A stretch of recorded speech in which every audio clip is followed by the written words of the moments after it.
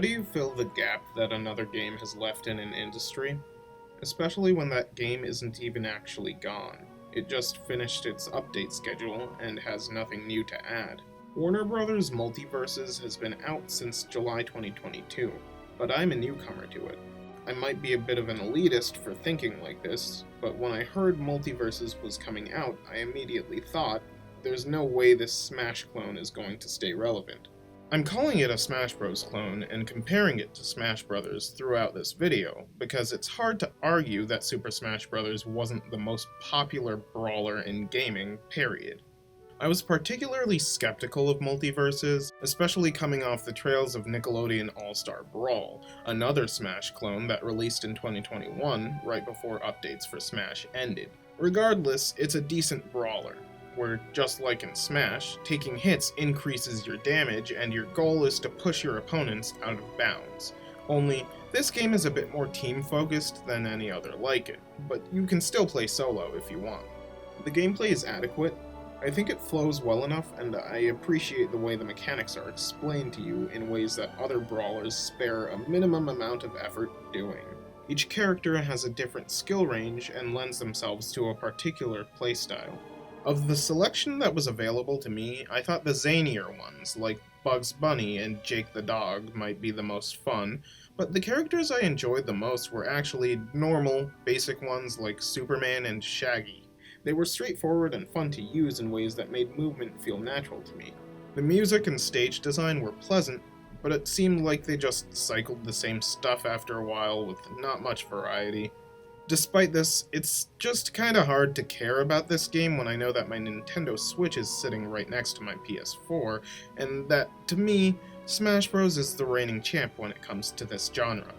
MultiVersus saw a huge amount of attention when it first released, and I think that's due to the fact that it's a free-to-play brawler that's at least competently made. But it's also because from an interest standpoint, a gap in the market was created when new content stopped being added to Smash Bros. On some level, I was kinda right that MultiVersus couldn't compete. A quick Google search will show you how its player base has taken a nosedive. That being said, I was curious to see whether the game was any fun to play. There's two avenues I can approach discussing MultiVersus from. One is through its ability to come to bat with Smash Bros. And brawlers like it, but there's also looking at MultiVersus as a live service game and what it brings to the table in general. MultiVersus boasts the sheer novelty of being able to play as characters within Warner Bros. Owned properties. And I will say, it's an absolute delight to see that the team behind this game indulged in how zany it is conceptually.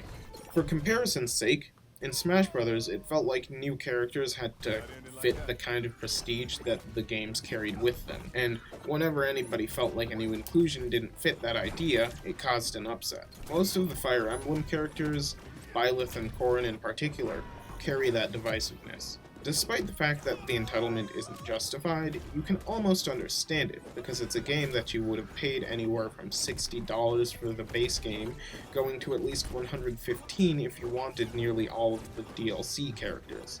And at the very least, you'd expect the game to include characters that you think are fun. The whole gimmick of the DLC roster in that game was that if you wanted the cheaper packages with all of the characters while the hype for Smash was still alive, you had to buy the DLC before we knew who each character was, leading to a potential sense of betrayal if the character you wanted didn't get in.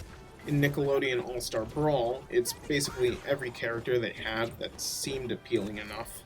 MultiVersus is just different because of the scope of WB's reach. I can't be mad when a character is introduced to this game, not only because it can be as wacky as playing as LeBron James when you could also play as Arya Stark from Game of Thrones, but MultiVersus is free to play, and theoretically, you could just earn in-game currency through playing that you can use to keep a character on your roster. I said keep, and we begin to tangle with the bad of this game when we get into what makes MultiVersus especially unique. MultiVersus uses a bi-monthly rotation schedule that determines what characters are free to play at any given time, the only one you get for free being Shaggy. This not only epitomizes everything I hate about the current landscape of gaming, where something that could have been a neat work of art exists only as a commodity, It's also the main thing that's going to keep me interested enough to come back to the game every now and then. There's a reason the lobby for MultiVersus looks just like Fortnite's, and it's not just a lack of creativity. The game is designed with a battle pass in mind.